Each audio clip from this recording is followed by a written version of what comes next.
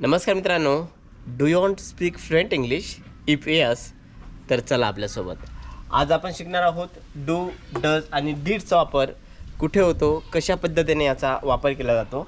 मी आत्ताच तुम्हाला एक प्रश्न विचारला होता, do you want to speak fluent English. इथे पण तुम्हाला डूने प्रश्न विचारला होता.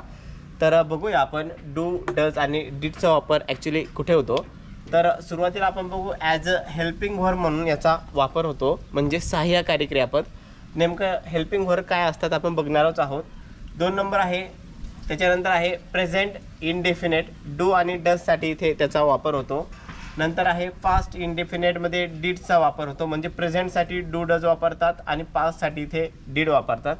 नंतर आहे निगेटिव्ह आणि इंटरगेटिव्ह सेंटेन्ससाठी आपण काय करतो की डू डज आणि डीडचा वापर करतो.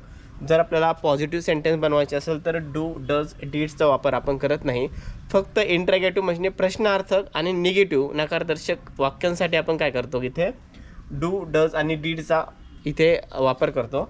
एकदम सोप्या आणि साध्या पद्धतीने आपण बघणार आहोत डीड कशासाठी वापरतात किंवा डू कुठे वापरतात, डज कुठे वापरतात.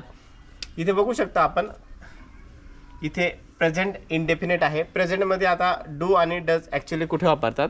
याच्यामध्ये 2 प्रकार असतात. नाऊन म्हणजे सब्जेक्टमध्ये 2 प्रकार असतात. एक असतं सिंग्युलर आणि एक असतं प्लुरल. सिंग्युलर म्हणजे एकवचन आणि प्लुरल म्हणजे अनेकवचन. तर मी तुम्हाला दाखवतो इथे व्यवस्थितपणे. इथे बघू शकता हे आहे प्लुरल. प्लुरल म्हणजे अनेकवचन. प्लुरल कोणते कोणते हे आय, वी, यू, दे आणि प्लुरल नाऊन. ओके.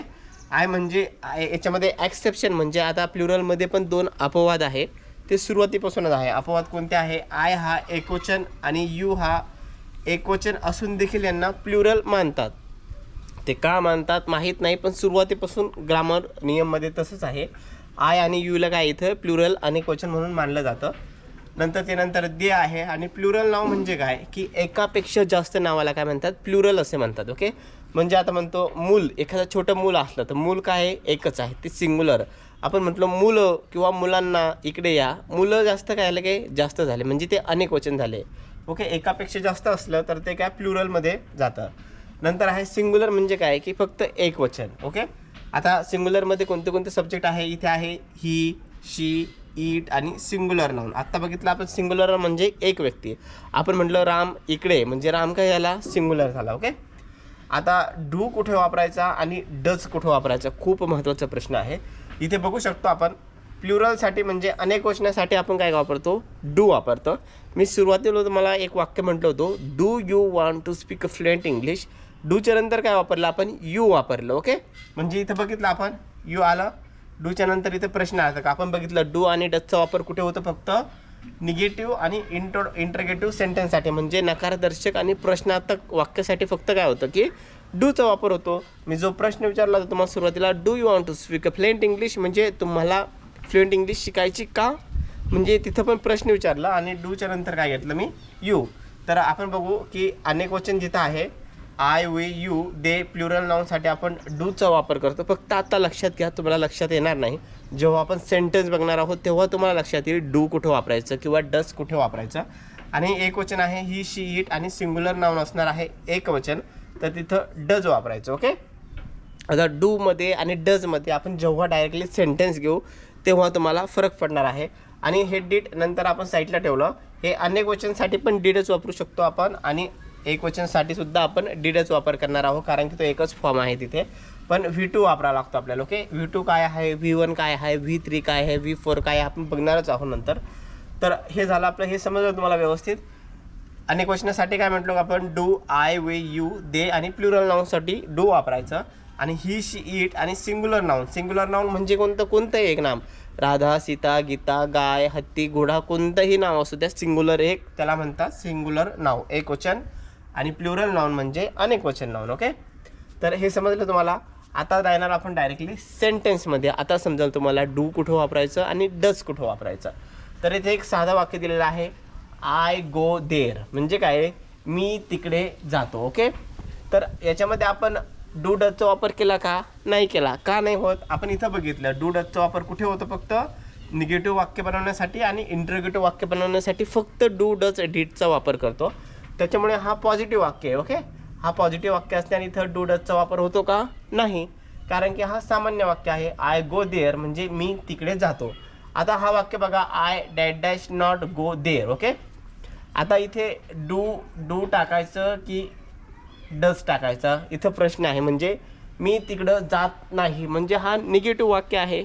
निगेटिव्ह वाक्यासाठी आपण बघितलं निगेटिव्ह आणि इंटरगेटिव्हसाठी डू डजचा वापर केला जातो. आता इथे बघतो आपण आयच्या नंतर डू वापरायचा की डज वापरायचा हे कसं ओळखायचं. आपण सुरुवातीलाच बघितलं इथं आय वे यू दे आणि प्लुरल नाउनसाठी काय वापरायचं, डू वापरायचं. म्हणजे इथे काय आहे, आयच्या नंतर काय वापरणार आपण इथे, do. Okay, I do not go there मी तिकडे जात नाही. आणि डूचा जो शॉर्ट फॉर्म होतो तो होतो डोंट. मॅक्झिमम बोली भाषेमध्ये काय वापरतात, don't. I don't go there मी तिकडे जात नाही. आता दुसरं वाक्य आहे शी गोज देअर ती तिकडे जाते. ओके, आता तुम्हाला एक प्रश्न पडला असेल, आपण आय गो देअर केलं, इथे गो आहे, इथे ES का लावलं मग. ओके, तर थर्ड फॉर्ममध्ये आपण रूल बघितला आहे, इथे बघितला होता ही शीटसाठी काय लावतो आपण, यस किंवा ES वापरतो. ओके, एक क्वेश्चनसाठी. ओके, एक क्वेश्चनसाठी काय वापरतो, यस किंवा ES. त्यामुळे काय केलं आपण, शी गोज देअर ती तिकडे जाते. ओके, नंतर याचं निगेटिव्ह करायचे तर कसं करू शकतो निगेटिव्ह आपण, शी. आता इथे तुम्ही विचार करा डू वापरायचं की डज वापरायचं. तर काय शीच्या नंतर काय बघितलं आपण इथे बघा, ही शीच्या नंतर काय आहे इथे डज, म्हणून काय वापरणार आपण इथे does. She doesn't go there ती तिकडे जात नाही. डज नॉट किंवा शॉर्ट फॉर्ममध्ये आपण डझंट वापरू शकतो. ओके, इथे नंतर तिसरा प्रश्न क्रमांक आहे आपला, Ram dash dash not go there Ram तिकडे जात नाही. आता जर मी डायरेक्ट असा शब्द वापरलो राम नॉट गो देअर, हा पूर्ण वाक्य झाला का, नाही, बिलकुल नाही, चुकला. जे आपण शॉर्टकट भाषा बोलतो किंवा ज्यांना व्यवस्थित इंग्लिश येत नाही ते पद्धतीने राम नॉट गो देअर म्हणजे समोरचा पण समजू शकतो की याला काय सांगायचं आहे, परंतु हा वाक्य पूर्ण होत नाही. राम तिकडे जात नाही. आता राम आहे बघा, राम एकवचन आहे का अनेक वचन आहे, एकवचन म्हणजे एकच आहे. आता एकवचनसाठी आपण बघितलं, एकवचनसाठी काय वापरायचं, डज. म्हणजे रामच्या जागेवर काय वापरू शकतो आपण इथे, does. Ram does not go there म्हणजे राम तिकडे जात नाही. इथे राम डझंट गो देअर असं पण आपण तिथं वापरू शकतो. आणि शेवट आहे Ram and Shyam dot dot not go there Ram आणि श्याम तिकडे जात नाही. ओके, आता राम आणि श्याम बघितलं आपण, राम आणि श्याम किती झाले मिळून, 1 आणि 1 2 म्हणजे काय झालं, हे प्लुरल फॉर्म अनेक वचन झालं ना. आणि अनेक वचनसाठी काय वापरतो आपण इथे, डू. इथे असं वाक्य होईल की Ram and Shyam don't go there Ram आणि श्याम तिकडे जात नाही. तर आपण आता पॉझिटिव्ह आणि निगेटिव्ह बघितलेलं आहे. नंतर बघू आपण डीड. ओके, डीड म्हणजे काय की डीड हो तू. आता सध्या डीडचं मराठीत जर वाक्य म्हटलं तर काय म्हणतं, मी जेवण केलो, मी गेलो होतो, मी आलो, मी तिकडे गेलो. म्हणजे जी एखादी क्रिया इन्स्टंट झाली आणि सांगतो आपण, समजा आई म्हणते की बाळा जेवण करून घे, बाळा म्हणतं नाही मी आत्ताच केलं, म्हणजे इन्स्टंट क्रिया एखादी होती. तर तिथं काय आहे की डीड V2 वापरलं जातं. ओके, आता हे बघा, आय वेंट देअर मी तिकडे गेलो किंवा गेलो होतो, सहसं गेलोच वापरतात. नंतर याला जर निगेटिव्ह करायचं असेल तर कसं करायचं आपण बघितलं, सगळ्यांसाठी काय वापरायचं इथं, did. I did not go there मी तिकडे गेलो नव्हतो. नंतर Ram dot dot not go there Ram तिकडे गेला नव्हता, इथे काय वापरू आपण, डीड. तर ह्या भागामध्ये आपण फक्त काय केलं की सध्या पॉझिटिव्ह आणि निगेटिव्ह वाक्य बघितले. प्रश्नार्थक डू डजचे वाक्य आपण पुढील भागात बघणार आहे, कारण की खूप मोठा हा व्हिडिओ झाला असता. तर तुम्हाला व्हिडिओ आवडला तर नक्की चॅनलला लाईक करा, शेअर करा आणि सबस्क्राईब करा. जर तुम्हाला व्यवस्थित समजलं नसेल तर कमेंटमध्ये नक्की सांगा, आपण तुमचा डाऊट आहे तो नक्की क्लिअर करू. चला तर भेटूया पुढील भागामध्ये. पुढील भाग जो असणार आहे आपला डू डज आणि डीड हे इंटरगेटिव्ह सेंटेन्सचे असणार आहे म्हणजे निगेटिव्ह. चला तर बाय बाय, भेटूया पुढील व्हिडिओमध्ये.